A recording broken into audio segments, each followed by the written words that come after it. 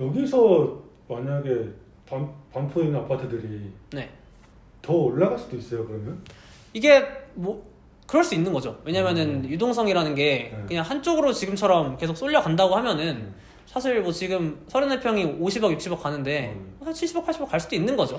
근데 저는 조금 어렵다고 보는 게 또 이게 그 전체적으로 26년부터 신축 아파트가 부족하긴 하지만 의외로 지금 최상급지의 주택 공급이 많았거든요. 반포 쪽도 원래 생각보다 하나도 없었죠. 공급이 있지. 다 들어왔죠. 그 다음에 저 개포 쪽도 다 들어왔죠. 그 다음에 이제 용산 쪽도 들어오죠. 그렇게 생각하면 생각보다 하급지의 주택은 부족해요. 의외로. 새 아파트가 이제 사업성이 없어서 공사비 올라가면부터 못 지었거든요. 근데 상급지는 공사비 올라가는 그런 영향을 안 받고 계속 갔단 말이에요. 그래서 생각보다 상급지를 위주로는 공급이 많이 나올 것 같아요. 제가 봤을 때는. 맞네. 이전보다는. 그래서 생각보다 상급지가 더 치고 가려면 사실 희소성 때문에 가는 거예요. 우리가 집 앞만 찍으면 여기가 송도인지 반포인지 알 방법이 없어요. 심지어 송도에 있는 아파트가 더 좋은 것도 많아요. 반포에 있는 것보다. 그러니까 그리고 아파트 지름은 똑같은데 희소성 때문에 반포나 강남이나 비싼 건데 생각보다 지금 반포나 강남 중심으로 주택 개포나 이런 데 공급이 많이 됐기 때문에 거기 쪽은 그렇게 둔촌중공도에 새 아파트 공급됐죠. 그래서 고속도 공급됐죠. 그래서 생각보다 강남권에 새 아파트가 그렇게 부족하냐? 그것도 아니란 말이에요. 그래서 제가 봤을 때는 예전에 부족한 것 때문에 많이 치고 올라오긴 했지만 앞으로 그 70억, 80억, 100억 되기는 쉽지 않아 보여요. 너무 개수가 많이 늘었어요. 좋은 집의 개수가.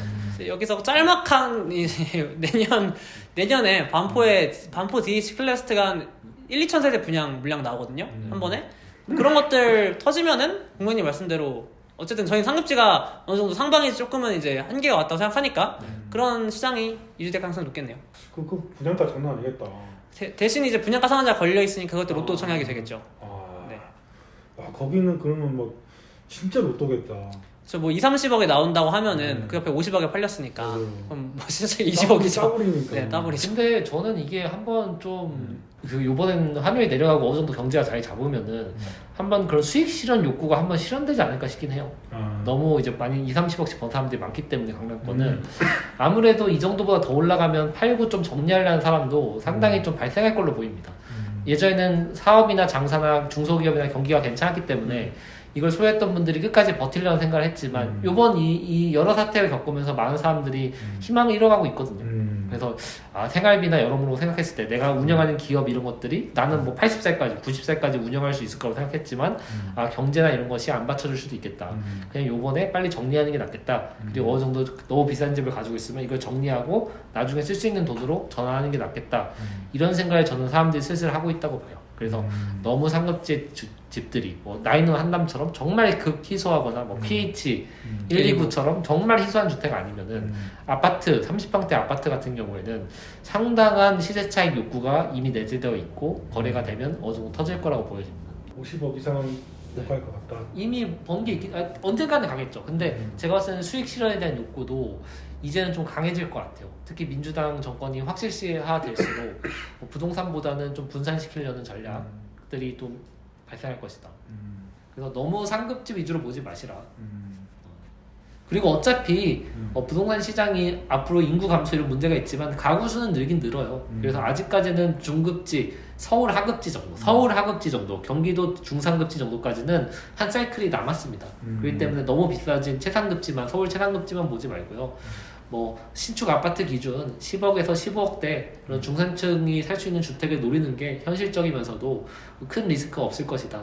그렇긴 한데 사람들이 한순간에 부자가 되고 싶어하는 아파트로 이렇게 막 부자가 되고 싶어하는 그런 욕망들이 가득하니까 그거는 이제 싸게 샀을 때는 가능한데 이미 50억에 사서 얼마나 부자가 되겠습니까?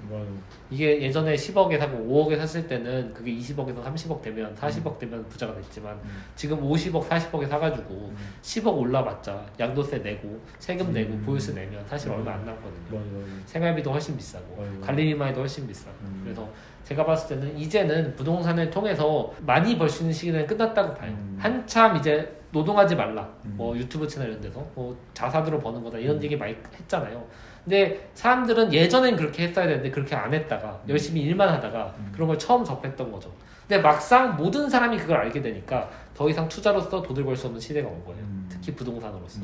새 아파트 신축되는 거 똘똘한 거 하나 정도만 보유해두고 나머지 좋은 자산들. 오늘도 이제 시작할 때 말씀하셨지만 미국 주식 같은 거 그럼 계속 올랐잖아요. 경제비 이거보다는. 근데 환율까지 올랐잖아요. 곱하기로 오른 거 아니에요. 그래서 그런 것들을 보유하고 있는 게 괜히 한국 부동산을 여러 채 사는 것보다 낫습니다.